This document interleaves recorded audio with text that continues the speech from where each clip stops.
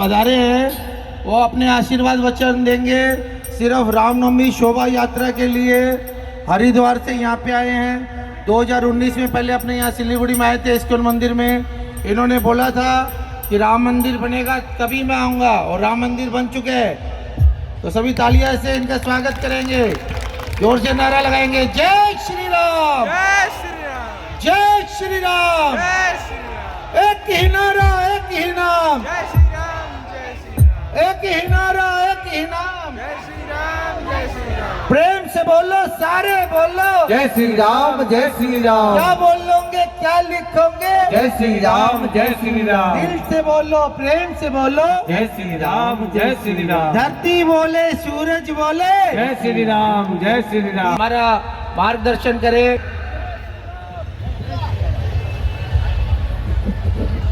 आवाज और कर दो जरा, वहां तक पहुंच जाए, ये लोग अभी सुन नहीं पा रहे हैं सही से।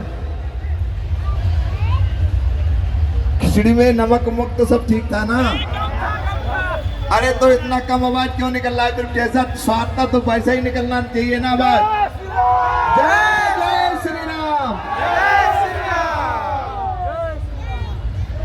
रामाय राम भद्राय रामचंद्राय वेद से रघुनाथाय नाथाय सीताया पतये नमः। इस भगवान राम के करोड़ों वर्षों से चले आ रहे प्राकट्य महोत्सव को हम लोग मनाते चले आ रहे हैं सनातनी। लेकिन इस बार प्रभु राम के धरा साकेत अयोध्या जी में पूज हमारे रामलला सरकार विराजमान हो गए अपने घर में, और उनका महोत्सव पूरे देश में जनमानस बड़े ही धूमधाम से मना रहा है। ऐसे हमारे सभी सिलीगुड़ी के राम भक्तों के लिए इस राम महोत्सव की हार्दिक शुभकामनाएं। बधाई हो, बधाई हो। जय श्री राम। मैं आप लोगों से कुछ बात करने आया हूं। अच्छा, एक बार प्रश्न पूछता हूं। जब राम का प्राकट होता है, भगवान के समीप कोई जाता है, तो क्या प्रतिक्रियाएं और क्या क्रियाएं होती है, कैसे आभास होता है? बताइए सनातनियों, युवाओं।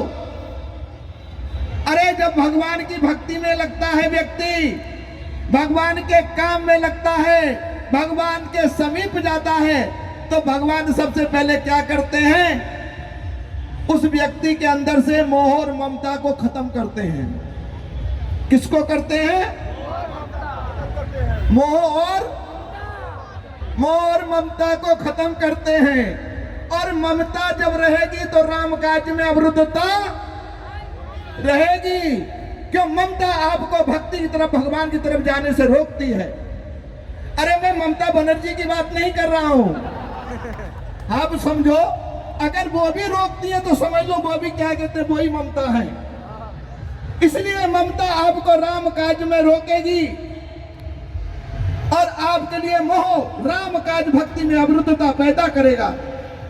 इसलिए मेरे भाइयों, युवा साथियों, सनातनियों, हम इस अभी मैं देख रहा था छोटी छोटी बच्चियां अच्छे से नृत्य कर रही थी। मुझे लग रहा था कि माँ चामुंडा हमारी आज नवरात्रि के समापन पर प्रसन्न होकर के नृत्य कर रही है। बताइए, क्या भारत में कोई सरकार, कोई भी सरकार, कोई भी नेता ये खुशी दे सकता है? कोई नहीं दे सकता। जो राम को लाए हैं वो ही ऐसी आनंद की अनुभूति करा सकते हैं। हमको कोई डर नहीं, हम तो भक्कड़ बाबा हैं। हम तो 14 दिन जेल में लेकर आए अखिलेश के समय पर। और अखिलेश के समय पे जब हम जेल में गए थे, वहां के जेलर को भी हमने कहा थे राम भक्त बना दिया। हमने कहा कर सुंदर कांड, बोले क्योंकि लंका कांड तो घर में करके ही आया है।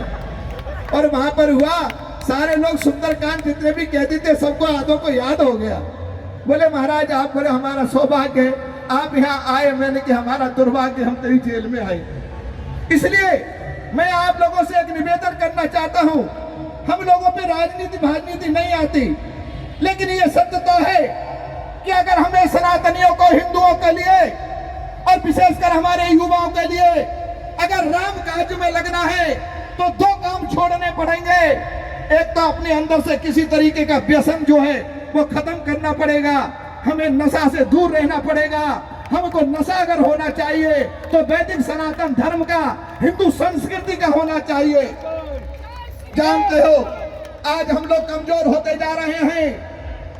शास्त्र कहता है त्रेतायाम मंत्र शक्ति चा ज्ञान शक्ति कृतयुगे द्वापरे युद्ध शक्ति चा संग शक्ति कलयुगे। मेरे भाइयों, त्रेतायाम मंत्र शक्ति चा, त्रेता में मंत्र शक्ति प्रबल थी। आप कुछ मत करो, मंत्र पढ़ो, मंत्र के प्रभाव से जिस देवता का आह्वान करेंगे वो देवता प्रकट होगा और आपको मन चाह वरदान प्रदान करेगा। रावण, कुंभकर्ण आदि आदि देवताओं ने मंत्र के बल पर ब्रह्मा जी से अनेक शक्तियां अर्जित की, लेकिन त्रेता चला गया। उससे पहले सतयुग भी आया था। तो ज्ञान शक्ति कितने होंगे? सतयुग में केवल ज्ञान शक्ति की प्रधानता थी। जो जितना बड़ा विद्वान था उसने उतनी बड़ी अपनी प्रतिष्ठा मान सम्मान पाया। व्यास भगवान ने सतयुग में सारे ग्रंथों को लिख दिया और उसके बाद में भगवान व्यास परिपूज्य हो गए। सब में उनकी पूजा होने लगी, भगवान व्यास की पूजा हुई। लेकिन सतयुग चला गया, त्रेता भी चला गया, लेकिन क्या आया? द्वापर आया। मैं विशेषकर युवाओं आपको सुना रहा हूं। द्वापर में क्या आया? द्वापर में मंत्र की शक्ति नहीं चली, द्वापर में ज्ञान नहीं चला। बड़े बड़े ज्ञानी बैठे रहे, बोले क्या चला कि द्वापर युद्ध शक्ति, जिसके बाण में, जिसके गांडी में दम था वो महाभारत को विजय प्राप्त करेगा। और धर्म एक तरफ रहा, अधर्म एक तरफ रहा। अर्जुन के गांडी के सामने कोई टिक नहीं पाया। तो द्वापर युद्ध शक्ति कहते हैं जिसकी लाठी उसकी भैंस। तो द्वापर में युद्ध शक्ति प्रबल थी। अब द्वापर भी चला गया। सोचो कि हम एक शस्त्र से काम चला लेंगे, एक आदमी को मारने से सनातन की स्थापना नहीं हो जाती। सनातन की स्थापना कैसे होगी? सनातन कैसे मजबूत होगा? हिंदुत्व कैसे मजबूत होगा? हर मानव सुखी कैसे रहेगा? उसके लिए हम लोगों को क्या करना पड़ेगा? शास्त्र की शरण में जाना पड़ेगा। इसलिए हमारा शास्त्र कहता है कि द्वापर युद्ध शक्ति, द्वापर में भाइयों युद्ध की शक्ति प्रबल थी। जो जितना बड़ा वीर होगा वो महाभारत विजय प्राप्त करेगा। और वीर भोग गया वसुंधरा, जो वीर होगा वही पृथ्वी का भोग करेगा, राज करेगा, पाठ करेगा, आनंद लेगा। लेकिन अब माताओं के गर्भ से राजा पैदा नहीं होता है। तो लोगों ने, शास्त्रों ने क्या निर्देश किया कि संगे शक्ति कलयुगे। कलयुग में संगठन में शक्ति है। कोई कितना बड़ा वीर हो, आप डिस्कवरी चैनल देखते होंगे, अनेक चैनल देखते होंगे, 4 गीदड़ मिलकर के एक सिंह का शिकार कर लेते हैं, क्योंकि शास्त्र का युग का प्रमाण है संगे शक्ति कलयुगे। अगर आप लोग संगठित होकर नहीं रहे तो ध्यान रखो, अभी तो आपके यहां पर गाय स्वाद में खाई जा रही है, कल के लिए आपकी भी बोटियां और मांस को खाया जाएगा। इसलिए आज हम लोगों के लिए संगठित होकर रहना है, क्योंकि शास्त्र की बात मानना पड़ेगा। हमें किसी नेता की बात नहीं माननी है, हमें किसी महात्मा की बात नहीं माननी है। अगर कोई आकर के आपको उकसाता है, हमें किसकी बात माननी है? शास्त्र की, क्योंकि शास्त्र प्रमाण है। हम झूठ बोल सकते हैं, हम गलत बोल सकते हैं, नेता गलत बोल सकता है, लेकिन हमारे शास्त्र, हमारे वेद, हमारे पुराण कभी झूठ नहीं बोलते हैं। वो जो निर्देश देते हैं उसमें हमारा कल्याण निहित है, हमारा कल्याण है। और हमारा ही नहीं, समूचे विश्व का कल्याण है, समूचे विश्व का ही नहीं, चराचर जगत का कल्याण है। इसलिए शास्त्र को प्रमाण मान करके शास्त्र के अनुरूप चलना पड़ेगा।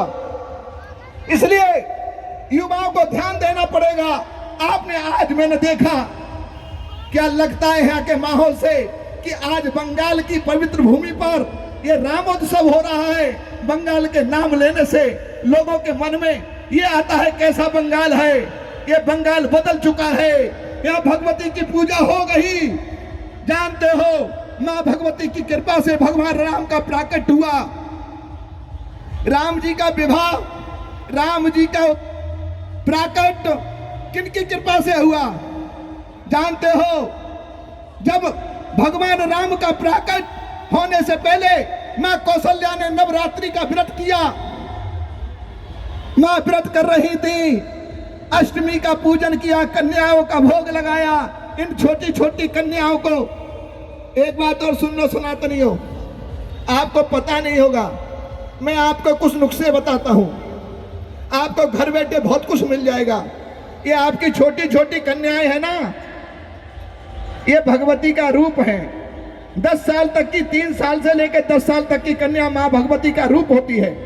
जो पिता अपनी कन्या के संग भोजन करता है, वो भगवती कन्या अपने पिता के सारे पापों को हर लेती है, उसे समृद्धि सुख प्रदान करती है। जिनके घरों में कन्या है, ध्यान रखना, भगवती के मंदिर में दीपक जलाओ या ना जलाओ, ये कन्या आपके घर में है।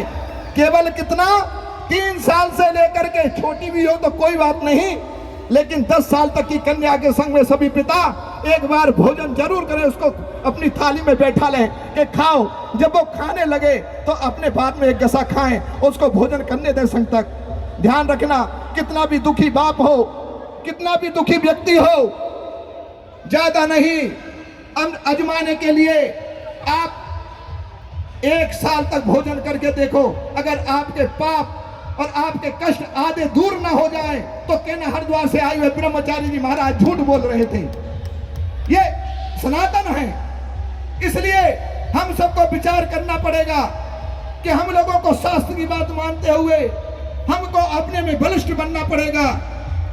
और एक बात और बताएं, सबका साथ सबका विकास संभव नहीं। अगर सबका साथ और सबका विकास संभव होता तो धर्म की जय, धर्म का नाश नहीं होता। दोनों भगवान के पुत्र हैं। भगवान के वक्ष स्थल से धर्म का प्रादुर्भाव हुआ, भगवान के पृष्ठभाग से अधर्म का प्रादुर्भाव हुआ। इसलिए हमने केवल जो सही काम करने वाले थे, दोनों सगे भाई थे, धर्म और अधर्म, लेकिन उसमें भी एक को प्रमाणिकता माना, एक को वरीयता दी। हमने कहा धर्म की जय हो, अधर्म का नाश हो। बताइए, क्या हम लोगों की किसी राजनेता से रिश्तेदारी है? क्या मोदी हमारे रिश्तेदार लगते हैं या योगी हमारे रिश्तेदार लगते हैं? क्या दीदी ममता हमारी दुश्मन लगती है? नहीं, हमारा कोई नेता रिश्तेदार और कोई दुश्मन नहीं।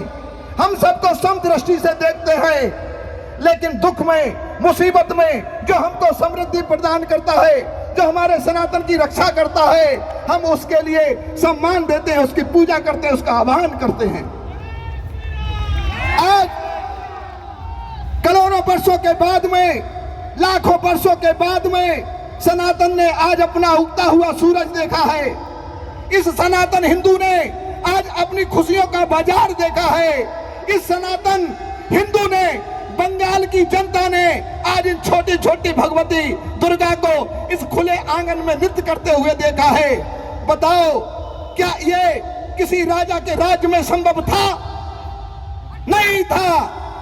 अगर तुम हिंदुओं का वोट लेना चाहते हो, हिंदुओं को अपना बनाना चाहते हो, ये हिंदू भावुक है, धर्म भीरू है। अरे तुम कर्म करके तो दिखाओ, ये हिंदू तुमको भी गले लगा लेगा।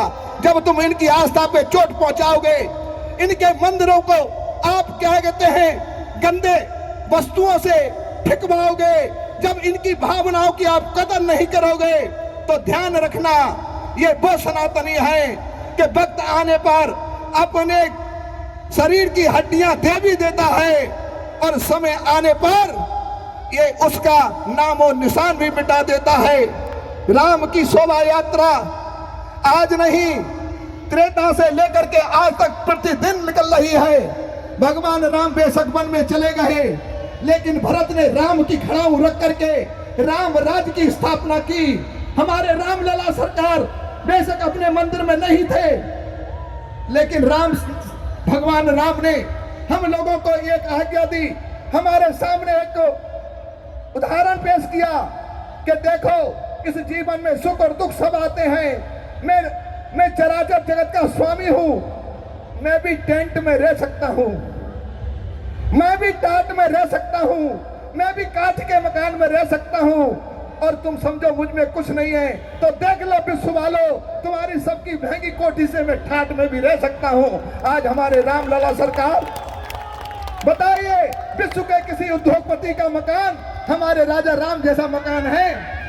इसलिए हमारा राजा कौन? देखो हमारा राजा केवल राम है। कोई मंत्री बन सकता है, कोई प्रधानमंत्री बन सकता है, कोई मुख्यमंत्री बन सकता है, लेकिन इस धरा का, इस भारत की धरा का नहीं, पूरे संसार में जितनी भी धरा है, इस धरा का एकमात्र राजा है, उसका नाम है राजा राम। बोलिए राजा राम सरकार की, बोलिए राजा राम सरकार की, बोलिए राजा राम सरकार की। एक निवेदन और, युवाओं सुन लो, एक घटना बहुत घटित हो रही है। एक तो कुआं में से निकले और खाई में गिर गए, एक तो आप लोगों के अंदर व्यसन आ गया, आप नशे में पड़ गए, नशे का व्यसन छोड़ना पड़ेगा, और हमारे दो की जो परपाटी चल रही है इसको भी त्यागना पड़ेगा, क्योंकि संगे शक्ति कलयुगे, जब तक आपके चार नहीं होंगे तो सनातन कहां से बचेगा? चार का मतलब इन बच्चों को कौन सी यूनिवर्सिटी पढ़ाएगी? चाचा होता है, ताऊ होता है, जीजा होता है, मामा होता है, भांजा होता है, तहेरा भाई होता है, चचेरा भाई होता है, फुफेरा भाई होता है। कौन पढ़ाएगा? तुमको नौकरी का प्रलोभन दे करके, आपको धन का लालच दे करके आपको सनातन की परंपराओं से दूर किया जा रहा है। इसलिए सनातन को जीवित रखना है। सरकार आती रहेंगी, जाती रहेंगी, किसी की भी सरकार हो, जो हिंदू हित की बात करेगा, वैदिक सनातन की बात करेगा, वो इस धरा पे राज करेगा। नहीं तो लोग आते रहते हैं, चले जाते हैं। इसलिए हमको किसी से कोई मतलब नहीं, हमको केवल सनातन से मतलब है, हमें अपनी संस्कृति से मतलब है, हमें अपनी परंपराओं से मतलब है। राम कोई देश के राजा नहीं, राम किसी राजा के राजकुमार नहीं। राम कौन है? राम इस देश की आस्था है, राम इस देश की पहचान है। राम इस जनमानस के नहीं बल्कि चराचर जगत में जितने जीव हैं उन सबकी जान है, और राम इस उदते हुए भारत की पहचान है। इसलिए इस राम राज्य की तरफ जाते हुए भारत में, राम राज्य की तरफ जाने का मतलब यह नहीं किसी सरकार से उसको जोड़ दिया जाए। राम राज्य का मतलब यह है कि जब मानव अपने कर्तव्यों का निर्वाह करने लगे, जब मानव अपने आप के दायित्वों को समझने लगे, जब मानव अपने कर्तव्यों को सही से निर्वाह करने लगे, समझ लेना राम राज्य आ गया। जब मानव सर्वे भवन्तु सुखना की कामना करने लगे, जब मानव एक दूसरे के दुख को समझने लगे, जब मानव के हृदय में दया आ जाए, जब मानव के हृदय में एक दया का भाव आ जाए, जब मानव दूसरे के कष्टों को, पीड़ा को समझ करके उसके दिल में पीड़ा होने लगे, समझ लेना राम राज आ गया। तभी तो राम राज होगा। और जब दूसरे की पीड़ा को ना समझे, केवल अपना ही पेट भरे, अपने ही खाए, दूसरों को रुलाए, तो किसका राज होता है? वो रावण का राज होता है। राम के राज्य में, रावण के राज्य में थोड़ा सा अंतर है। दशानन रावण जब पृथ्वी पे गिरा पड़ा था, राम ने जब उसको मार दिया, सांस चल रही थी, हमारे प्रभु राम मर्यादा पुरुषोत्तम थे, उन्होंने कहा कि लक्ष्मण ये दशानन है, इसके अंदर 10 इंद्रियों पर इसने अपने आप को काबू कर रखा था, लेकिन इसके अंदर एक विकार आने से ये अपने आप में पूज्य होने की जगह ये श्रद्धा का पात्र नहीं, ये जो है अश्रद्धा का पात्र बन गया। कोई बात नहीं, इससे भी इसके गुणों को लिया जाए। मेरे प्रभु देखिए, छोटी सी छोटी बात को कितनी प्राथमिकता देते हैं। हमारे प्रभु राम ने रावण के पास में लक्ष्मण को भेजा कि जाओ, राजशास्त्र का पंडित है, काफी पढ़ा लिखा है, विद्वान है, इससे जाकर के पूछ के आओ, बताओ हमने किसी मुसलमान को मारा, किसी ईसाई को मारा, किसी अन्य को मारा, हमने अगर अपने धर्म से विमुख जाने वाला, किसी को मारा तो अपने भाई को मारा। रावण कौन था? रावण प्योर सनातनी था, भगवान शिव की पूजा करता था, वो भी तो हिंदू था। कंस कौन था? कंस भी सनातनी था, हिंदू था। और हिरण्यकश्यप कौन था? सनातनी था, हिंदू था। अगर देश के और धर्म के विमुख जब रावण गया, बेशक चारों वेदों को जानता था, बेशक प्रतिदिन अभिषेक करता था, बेशक ज्योतिष शास्त्र का सबसे बड़ा विद्वान था, बेशक सोने जैसे मकान में रहता था, बड़ा पैसे वाला था, लेकिन हम हिंदुओं ने, हम राम जी के बानर बंदरों ने, रामा दल मतलब ये बजरंग दल, आरएसएस, ये सब उस समय भी थे, इनका नाम बदला हुआ था। अरे बजरंग दल जो क्या कहते हैं, अपने बल के सामने किसी एक संगठित हो जाए वो बजरंग दल। जो आरएसएस अब हो गया, जो स्वयं सेवक कहते हैं, जो किसी के ऊपर आश्रित ना रहे, अपना काम, राष्ट्र का काम स्वयं दासा तपस्ना, जो अपना काम स्वयं करे वही तो स्वयं सेवक, औरों से ना कराए। उस समय भी लोग थे, नाम चंद था, हर युग में आप भी थे, हम भी थे, केवल ये वस्त्र चैन थे। आप गोपाल थे तो राम सिंह थे, अब आकर के हम राम सिंह बन गए, आप गोपाल बन गए। आत्मा वही है, इसलिए कर्मों के आधार पर पुनर्जन्म होता है। रावण पड़ा हुआ था, लक्ष्मण जी गए, बोले लंकेश हमको आपसे कुछ सीखना है। रावण ने जवाब नहीं दिया, दोबारा कहा लंकेश हम आपसे कुछ पूछना चाहते हैं। रावण मौन हो गया, नहीं बोला। तीसरी बार लक्ष्मण ने कहा हे लंकेश बोलते क्यों नहीं? रावण ने इस तरीके से देखा और बोला नहीं। लक्ष्मण चले गए, भैया वो बोलता नहीं है। बोले फिर क्या पूर्ण समाप्त हो गया? बोले नहीं, देख भी रहा है, निहार भी रहा है, लेकिन बोल नहीं रहा है। लगता है उसके हृदय में अब भी प्रतिशोध की ज्वाला है। राम ने कहा नहीं लक्ष्मण, विद्वान कभी द्वेष नहीं रखता है, उसका द्वेष केवल जीते जीते होता है, मरने के बाद में कोई द्वेष नहीं रहता है। हम रावण के पास स्वयं जाएंगे। बताओ, जितने नेता कुर्सी से उतर गए, हम किसी के घर पे जाके नारे लगाते हैं, किसी को गाली बकते हैं, जो बैठ करके हमको नुकसान पहुंचाता है, कष्ट देता है, उसकी आया हाँ जिंदाबाद हायबाद करते हैं, मुर्दाबाद करते हैं। हमारा किसी से कोई द्वेष नहीं है, केवल हमको क्या है कि जियो और जीने दो। हमारी वैदिक परंपराओं पर, हमारी आस्था पर, हमारे नियम पर, हमारे संयम पर आप कुठाराघात मत करो, तुष्टीकरण मत करो। राम जब रावण के सामने पहुंचे तो राम ने जाके कहा लंकेश मैं दशरथ नंदन राम आपको प्रणाम करता हूं, क्योंकि आप शास्त्रों के हिसाब से आप विद्वान हैं। मैं एक नर लीला कर रहा हूं, इसलिए जो रोल कर रहा हूं उस रोल के मुताबिक मैं आपको प्रणाम करता हूं और आपसे कुछ राज्य शास्त्र की शिक्षा प्राप्त करना चाहता हूं। रावण ने कहा ठीक है राम, मैं आपको शुभ आशीर्वाद प्रदान करता हूं कि आप ऐसे ही धर्म की रक्षा करते रहें, कभी अपने मार्ग से अडिग ना हो। लेकिन राम, ये धनुष बाण मुझको दे दो, क्योंकि आप ज्ञान प्राप्त करने आए, अब तो बैर खत्म हो गया। राम ने कहा ठीक है लंकेश, ये लीजिए। रावण ने कहा राम सावधान। राम ने कहा लंकेश आपने छल का साथ लिया है, आपने मेरा ही धनुष बाण लेकर के मुझ पे ही तान करके आपने मर्यादा का हनन किया है, आपने गलत किया है। आपको कभी भी शास्त्र माफ नहीं करेगा। रावण ने कहा राम, इसी चीज का तो मैं तुमको बोध करा रहा था। बेशक मेरे तुम्हारे बीच में शत्रुता खत्म हो गई, कभी दुश्मन को अपने शस्त्र नहीं देने चाहिए। अगर तुमने दुश्मन के हाथ में अपने शस्त्र दे दिए तो आप धोखा खा सकते हो। और यही हुआ कि राम ने कहा लंकेश, बोले राजशास्त्र का सबसे पहला नियम यह है, बेशक दुश्मनी खत्म हो जाए, लेकिन अपने शास्त्र, अपने शस्त्र किसी के हाथ में मत सौंपो, अगर सौंप दिए धोखा खा सकते हो। और बोले दूसरी बात राम ये है कि देखिए कि मैं आपसे हर बात में श्रेष्ठ था, मैं आपके पिता दशरथ का तो केवल अयोध्या में इस धरा पे राज्य था, लेकिन मेरा राज इंद्र के सिंहासन तक पे भी था।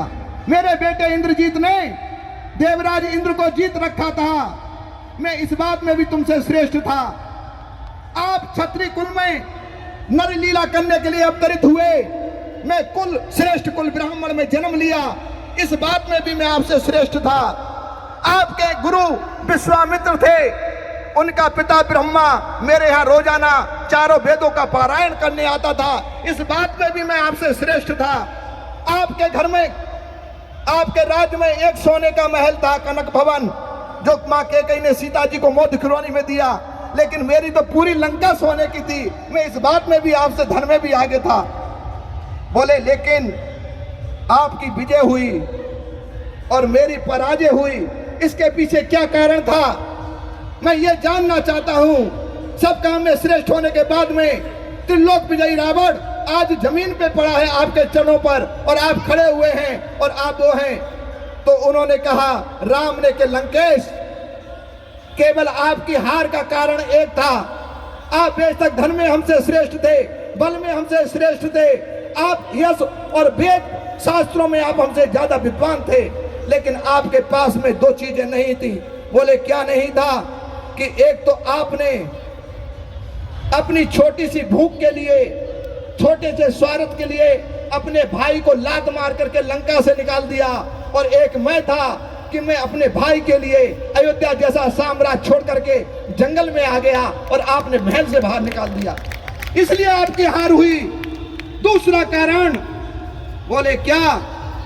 बोले दूसरा कारण यह था लंकेश कि आपके पास में मैंने पर स्त्री में हमेशा मात्र बल पर दारेसु पर द्रव्यसु लोष्टवत, मैंने पराई स्त्री को हमेशा माता के समान समझा, पराई धन को मिट्टी के समान समझा। आपने केवल धन और स्त्री को वरीयता दी, आपने केवल देवताओं की, गंधर्वों की, नागों की स्त्रियों का हरण किया। मैंने पर स्त्री को भी माता के प्रणाम किया, जिसका उदाहरण तुम्हारी बहन सुपर्णखा है, मेरे पास गई लक्ष्मण के पास, मैंने उसको भी प्रणाम करके विदा किया। बोले इसलिए ये राम का आचरण है। एतद् देश प्रसूतस्य सका सादर जन्मना स्वम स्वम चरित शिक्षेरण पृथ्व्याम सर्वमानवा। इसलिए मेरे आचरण से, मेरे चरित्र से पूरे विश्व नहीं, देवता भी इसकी शिक्षा लेते हैं, और तुम्हारे आचरण को कोई जीवन में अपनाता नहीं है। रावण ने प्रणाम किया, बोले प्रभु ठीक है, मुझे आज्ञा दीजिए, मैं अपने धराधाम, आपके धराधाम में जा रहा हूँ। मुझे भगवान ने कहा ठीक है, तथास्तु। रावण चला गया। किस रावण की टांगे तोड़ूं, किस लंका में आग लगाऊं, घर घर रावण, घर घर लंका, इतने राम कहां से लाऊं। ध्यान रखो, अगर हम सब लोग रावण का अनुसरण करेंगे, अपने शस्त्र रावण वंशियों के हाथ में दे देंगे, हमारी पराजय होगी।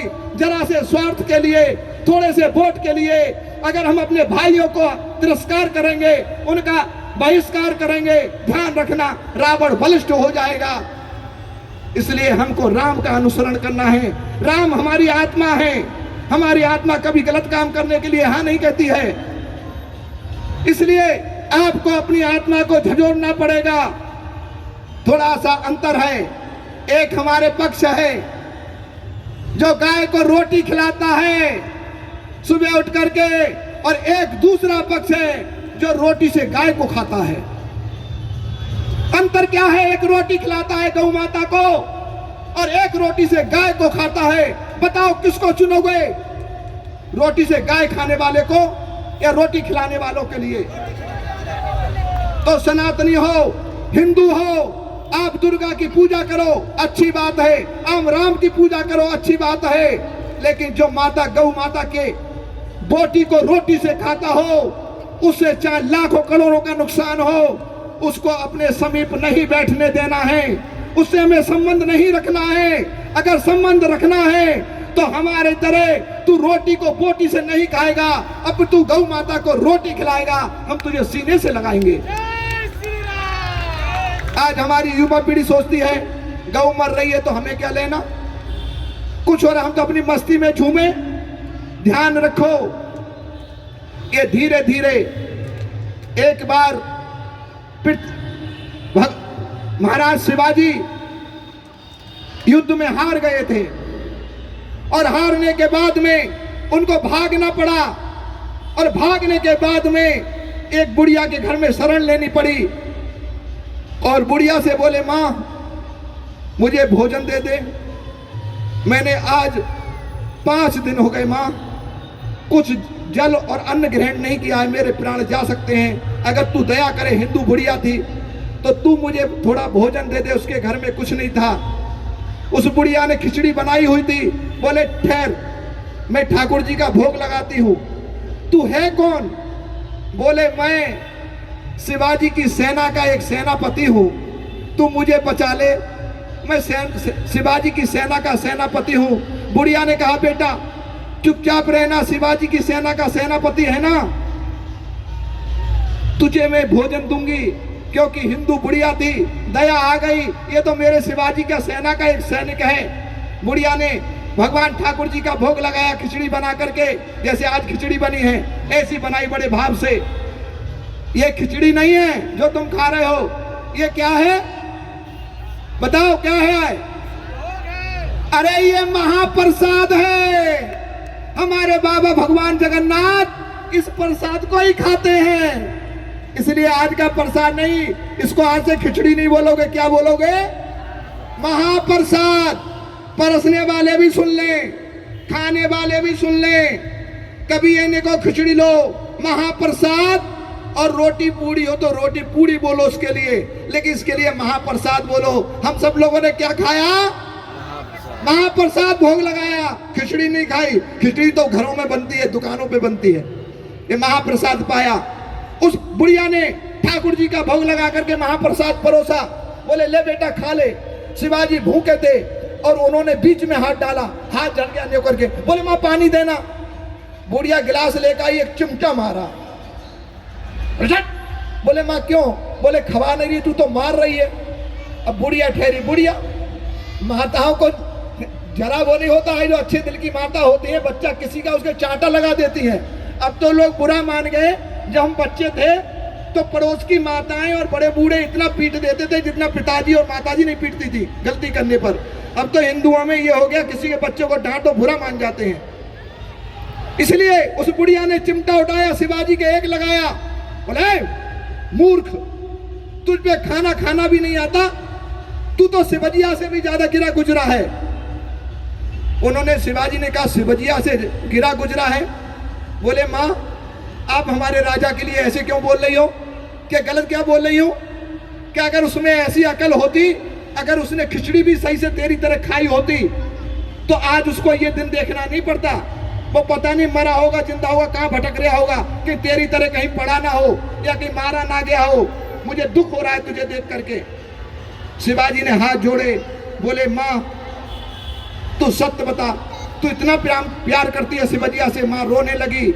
बोली, बेटा मैं प्यार तो करती हूँ, लेकिन उसका कुछ उपकार नहीं कर सकती, केवल उसके लिए दुआ कर सकती हूँ। शिवाजी बहुत अच्छा है, लेकिन उसे ज्ञान नहीं है, ज्ञान के अभाव में मात खा रहा है। बोले, माँ तेरा शिवजिया तेरे सामने है, उस ज्ञान को प्रदान कर। माँ चरण पकड़ लिया शिवाजी ने। बोले, बेटा अगर तुझे खिचड़ी खानी है, पहले खिचड़ी खा के भूख बुझा। खिचड़ी कैसे खाई जाती है? साइडों से थोड़ी थोड़ी खिचड़ी ली, ठंडी होती गई, सब खा ली। बोले, माँ अब वो रहस्य की बात तो बता। बोले, इतने पर भी नहीं समझा। बोले, धीरे धीरे जैसे साइडों से तूने खिचड़ी खा ली, सारी खिचड़ी खत्म हो गई। अगर तू बीच में हाथ डालता रहता, उंगलियां जला सकता था, लेकिन 2-4 घंटे तक खिचड़ी नहीं खा पाता। समय का अभाव है। इसलिए हे बेटे शिवाजी, तू लेता है दिल्ली पर अटैक कर देता है और मुगलों के द्वारा हारा जाता है, कहीं तेरी जान नहीं चली जाए। अगर तुझे विजय होना है तो इन छोटे छोटे राज्यों को पहले अपने कब्जे में ले, उसके बाद में दिल्ली पे क्या कि तो तुझे आक्रमण करना चाहिए। शिवाजी ने उस माँ के चरण पकड़ करके कहा, माँ आज से तू मेरी माँ है, गुरु है, तूने जो ज्ञान दिया। इसलिए मैं कहना चाहता हूँ, ये छोटी छोटी बात नहीं, आपकी गौ को खा रहे हैं, कल के लिए आपके बच्चों को खाएंगे, कल के लिए कोई कुछ भी खाएगा, फिर उनको लगेगा कि आप उनके कार्य में अवरुद्धता पैदा कर रहे हो।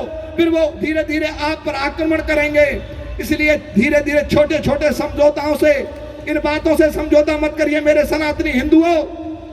ये सनातन की बात है। हम अपनी संस्कृति से समझौता नहीं करेंगे। हम किसी को मारने, तोड़ने, लड़ने की बात नहीं करते हैं, क्योंकि हमारे शास्त्र कहते हैं, हमारा भगवान कहता है, आत्मनः प्रतिकूलानि परेशान न समाचरेत। जो हमारी आत्मा को अच्छा नहीं लगता है, हम वो आचरण दूसरों के साथ नहीं करते हैं। इसलिए हम सनातनी हिंदू ये ध्यान रखें कि कष्ट देने वाले से कष्ट सहने वाला भी पापी होता है।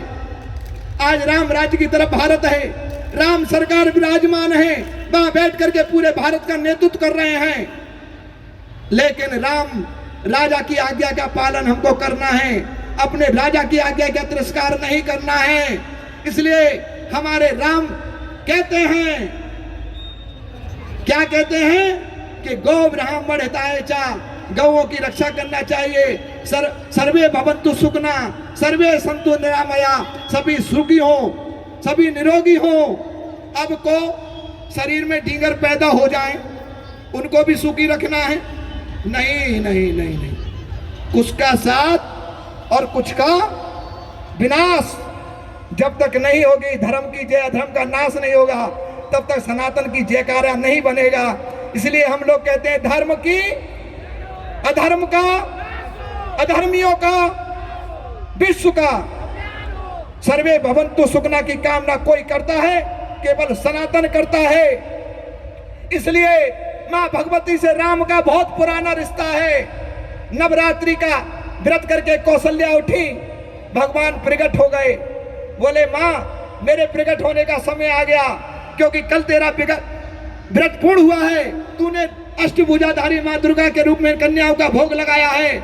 मैं दशमी के दिन तेरे घर में आ रहा हूं। मां ने कहा, ऐसे मत आना। हम लोग ऋषि मुनि महात्मा भगवान के चतुर्भुज रूप को देखने के लिए तप करते हैं, और इस हिंदुस्तान की माता उनसे कहती हैं कि तजहु ताती ये रूपा, ये रूप चतुर्भुज वाला ले जाओ।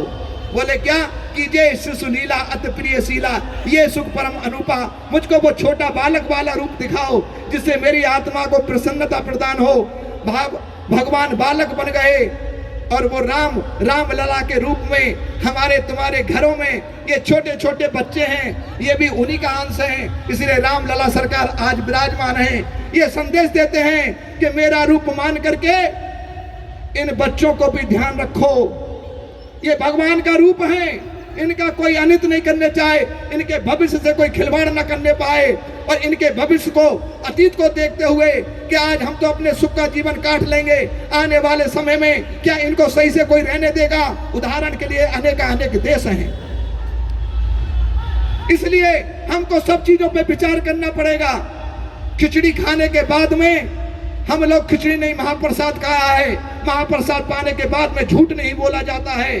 हम लोग कृतज्ञ हैं, कृतज्ञ नहीं हैं। कृतज्ञ उसको कहते हैं जो किए हुए का एहसान को माने, कृतज्ञ उसको कहते हैं जो एहसान को न माने। हमने बहुत लोगों को वोट दिया, बहुत सरकारें चुनी, किसी ने हमारे दुख दर्द को, हिंदुओं को नहीं देखा। हमारी गौ माताएं कटती रही, हमारे मंदिर टूटते रहे, हमारे राम लला ठाट की जगह टाट में पड़े रहे। हमने सबसे गुहार की, इस तरीके से क्या बताइए कभी नाचने का इन बच्चियों को मौका मिला? इस तरह की शोभा यात्राएं निकली?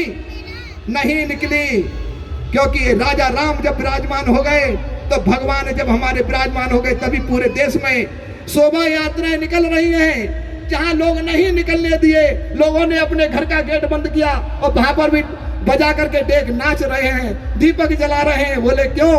कि आप हमारी खुशियों को नहीं छीन सकते।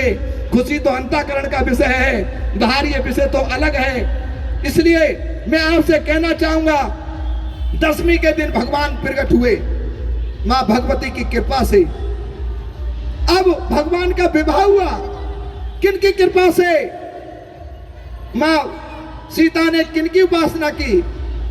गौरा जी की। मिलहे सहज सुंदर सांवरो, करुणा निधान सुजान शील सने जानत रावरो। यही बात यही भात गौर आशीष सुन सिए सहती हर्षी अली तुलसी भवानी पूज्य पुनपन मुदित मन मंदिर चली। माँ भगवती सीता गौरा जी से प्रार्थना कर रही है, माँ अरे तुमने तो इनके लिए अवतरण किया है, आप ही कृपा करके आशीर्वाद दो। भगवती ने कहा, जा तुझे सहज सुंदर सांवला भगवान राम से तेरा विवाह होगा, सीता तू निश्चिंत हो जा। ये हो गया। अब वहां पर जब रावण को मारा तो कब मारा? भगवान ने 9 दिन का व्रत किया, नवरात्रि का व्रत किया और 10वीं के दिन ही रावण मरा। राम जी 10वीं को पैदा हुए 9वीं के लिए और 10वीं के दिन रावण को मारा। तो विजयदशमी दशहरा के लिए रावण मरता है नहीं मरता है? उस समय भी नवरात्रि चलती है नहीं चलती है? इसलिए मेरे भाइयों, हम सनातनों का रिश्ता एक दूसरे से है। भगवान ही दुर्गा की शक्ति है, दुर्गा ही भगवान की शक्ति है। इसलिए मेरे बंगाल वालों, सिलीगुड़ी वालों, इस धरा वालों, किसी देवता में कोई अंतर नहीं है। ये देवता सब हैं, त्रिगुणातीत हैं, ये परम सत्ता है। हमारे राजा राम हैं, हमारी माँ भगवती सीता ही दुर्गा है, वही भगवान शिव ही है, वही दुर्गा है। इसलिए हमको जब तक राम राज नहीं होगा इस देश में, हम शांति से नहीं रह सकते। अभी नेपाल में पुनः वहां के लोगों ने माओवाद सरकार का स्वाद चखा। आज जाकर के वहां पर भी पुनः राजा के राज की स्थापना का मुद्दा उठ चुका है। नेपाली भी अब जाकर के पूरा राजा हिंदू राष्ट्र के रूप में उसके लिए आह्वान कर रहे हैं। हम कहते हैं अब हमको हमारी संस्कृति के हिसाब से जीने दो। हम किसी को भजाते नहीं हैं, हम किसी को लताड़ते नहीं हैं, हम किसी को मारते नहीं हैं। अरे हम आदमी को क्या मारेंगे? हम तो चींटी को भी दाना खिलाते हैं, हम तो सर्वे भवन्तु सुखना की कामना करते हैं, हम तो पिसधारी नाग को भी दूध पिलाते हैं नाग पंचमी को। हम सबकी पूजा करते हैं। लेकिन जब कोई हमारी मानवता को कायरता समझ लेता है तो हम वो भरत शांतनु की संतान हैं कि खेल दौड़ते हुए सिंह को पकड़ करके उसके दांत भी गिनने की ताकत रखते हैं। हम वो हैं 70 साल से इस देश को लूटने वाले को दत्तर का भिखारी बना सकते हैं।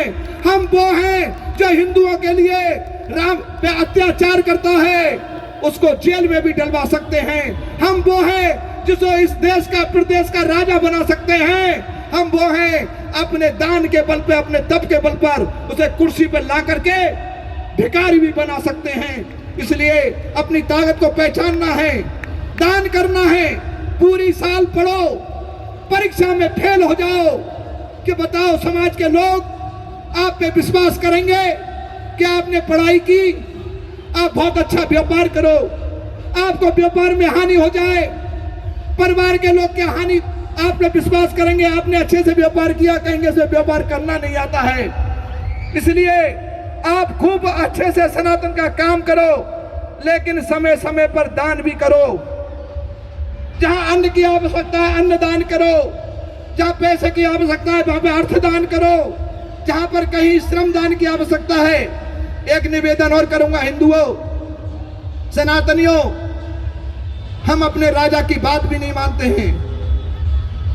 हम लोग भारत स्वच्छता का अभियान चला रहे हैं। राम जी कभी कहीं गंदगी नहीं करते हैं। हमने महाप्रसाद पाया, जहां चाहे वहां पत्थर डाल दिया। हम नाचने में नहीं थके, लेकिन पत्थर डालने में थक जाएंगे। इसलिए मेरे युवाओं, अब जो हो गया सो हो गया, दोबारा ऐसी गलती नहीं होना चाहिए। अरे कम से कम भोजन करने के बाद में पत्थर तो डस्टबिन में डाल ही सकते हो। अरे स्वयं सेवक हो, स्वयं सेवक किसी संगठन के आदमी को नहीं कहते हैं। अरे स्वयं सेवक इसको कहते हैं जो अपना काम स्वयं करता है, राष्ट्र का काम स्वयं करता है, किसी अन्य के ऊपर आश्रित नहीं रहता है। इसलिए हमारे समाज के कुछ लोगों ने राष्ट्र का काम करना चालू किया, समाज ने उसे स्वयं सेवक का नाम दे दिया। इसलिए ये पत्तल दोने इधर उधर नहीं पड़ने चाहिए। खाओ, घर में खाओ, स्टेशन पे खाओ, कहीं भी खाओ, सड़क पे खाओ, प्रयास करो कहीं डस्टबिन में डालने जाओ। इसलिए मैं व्यक्ति विशेष को नहीं कह रहा हूं, मैं सबको कह रहा हूं। इसलिए हम लोगों को सब दान समय समय पे करना है। और राम का महोत्सव हो गया, राम पहली बार राजा दशरथ के महल में अपने अयोध्या में विराजमान हुए हैं। पहली बार भगवान का प्राकट महोत्सव बन रहा है इतने धूमधाम से, इसलिए 500 वर्षों के बाद में मन रहा है इतनी धूमधाम से। इसलिए अब हमें दान करने का मौका आया है। हमारे घर में, हमारे नगर में, हमारे राजा के यहाँ राम लला आए हैं। हमारे राजा ने राम लला को बुलाया है, इसलिए अब दान करने की बारी हमारी है। अयोध्या में जब राम का प्राकट उत्सव हुआ, राजा दशरथ ने दान नहीं किया। रामचरितमानस उठा करके देखो, वहां रहने वाले हर नगर के व्यक्ति ने, हर नगर में रहने वाले नारी ने, सबने दान किया यथाशक्ति। आपको कुछ दान नहीं करना है, आपको केवल एक दान करना है। करोगे? जिन जिन ने नमक खाया है, महाप्रसाद खाया है, वो शपथ ले।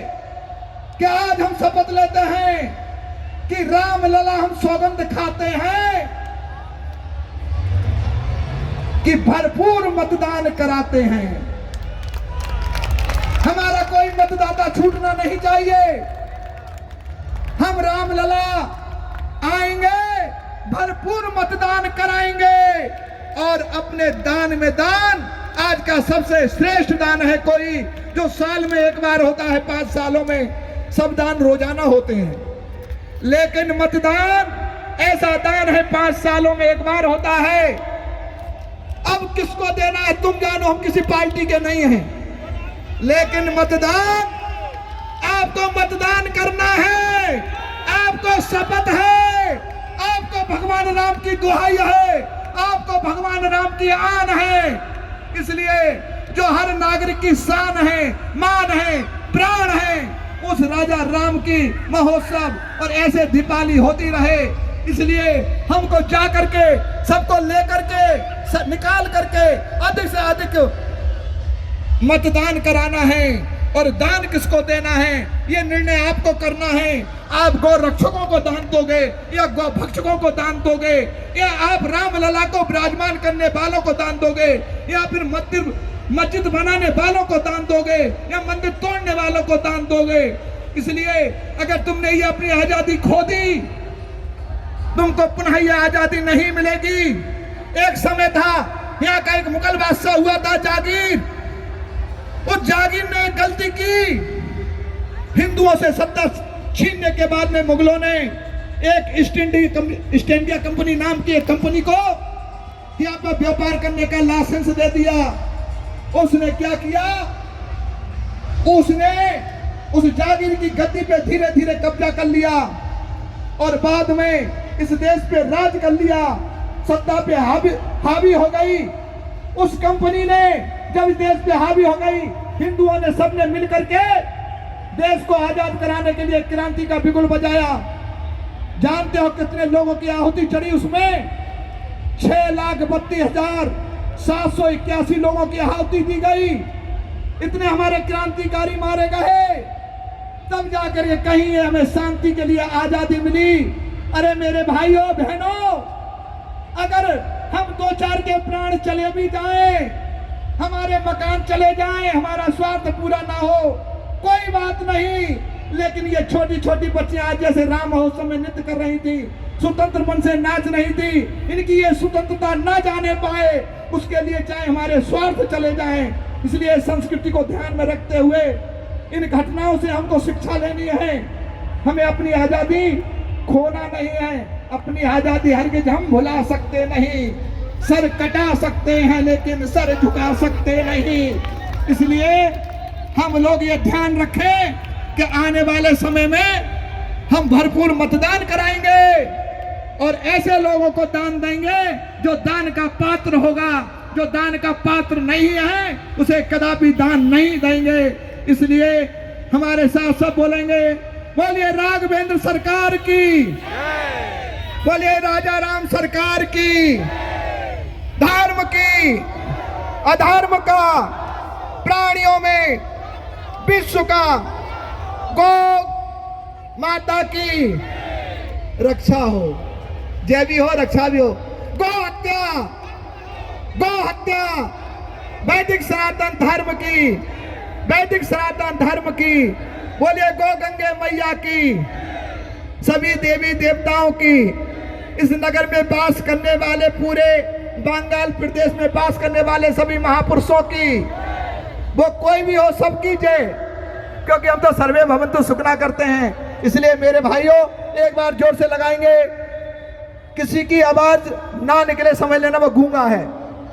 सब बोलेंगे जय श्री राम, जय श्री राम, जय श्री राम, जय श्री राम, जय श्री राम। नमः पार्वती पते, हर हर महादेव। अच्छा, एक निवेदन और करें, हमारे युवा और ये छोटी सी बहना खड़ी है, ये छुटकी सुन ले, ये देविया, आपके घर पे कभी फोन आए तो फोन पे हाय हेलो छोड़ो, सुनो, अपनी भाषा में क्या बोलो, या तो जय श्री राम बोलो या हर हर महादेव बोलो। दो मई बसे क्यों शिव द्रोही ममताज का आबा, ऐसा नर वो सपने में भावा। राम का नाम लो या शिव का नाम लो, कल्याण हो जाएगा। इसलिए देख लो किससे हर हर महादेव बोलना है, किससे जय श्री राम बोलना है, और किसी को चिढ़ाओ भी मत ज्यादा। इसलिए कहने का मतलब यह है, हर हर। अपने फोन पर क्या निकलना चाहिए, हर हर महादेव। तब तो नहीं समझेगा ये संघ का व्यक्ति है या भाजपा का व्यक्ति है, बजरंग दल का है। अरे राम तो सभी दलों के हैं, राम तो जनमानस के हैं, जीव जंतुओं के हैं, सबका भरण पोषण करते हैं, वो कोई भी हो। इसलिए अपने फोन पर बच्चों अपनी संस्कृति को नहीं भुलाना है, हमको जय श्री राम बोलना है या हर हर महादेव बोलना है। मेरे हिसाब से तो हर हर महादेव। हमारे फोन पे तो कोई भी मौलवी अगर फोन भी करता है ना, आश्रम में बहुत से लोग काम करने वाले आते हैं, आपको बताएं काम कराना पड़ता है, मजाल नहीं किसी की कोई हेलो कह दे, क्या कहेगा, स्वामी जी हर हर महादेव। चाहे वो 5 नहीं 8 बार नमाज पढ़ता हो। कई मौलवी नमाज पढ़ाते हैं मस्जिदों में, जो होते हैं हमारे धर्मगुरु ऐसे हैं, और हमारे से फिर हम तुरंत कहेंगे महाराज जी चाहे रमजान का महीना चले महाराज जी हर हर महादेव। इसलिए जब लोगों को पता चल जाएगा कि आपके फोन पर ये बोलते हो आप, तो कोई आपसे तकल्लुफ नहीं करेगा। अरे आप तो दीदी ममता कोई फोन करोगे वो भी हर हर महादेव कहेंगी, करके तो देखो, ठीक है ना। हर हर हर हर हर हर जय श्री राम, जय श्री राम, जय श्री राम। आपके पड़ोस में बिहार है ना, वहां का भी एक उनके परिवार में एक लल्ला बोलने लगा है हर हर महादेव, लाइन पे आ रहा है, धीरे धीरे सब आ जाएंगे, चिंता मत करो, कुछ समय की बात है। अभी राम लला है, थोड़ा बड़ा होने दो, अभी राम लला है ना, तो ये तो अभी अंगड़ाई है, आगे बहुत लड़ाई है। जब मेरे राम लला थोड़े युवा अवस्था में आएंगे, देखना विरोधी भी स्वयं राम लला राम राम चिल्लाएंगे। जय श्री राम। धन्यवाद महाराज जी, सभी बैठे।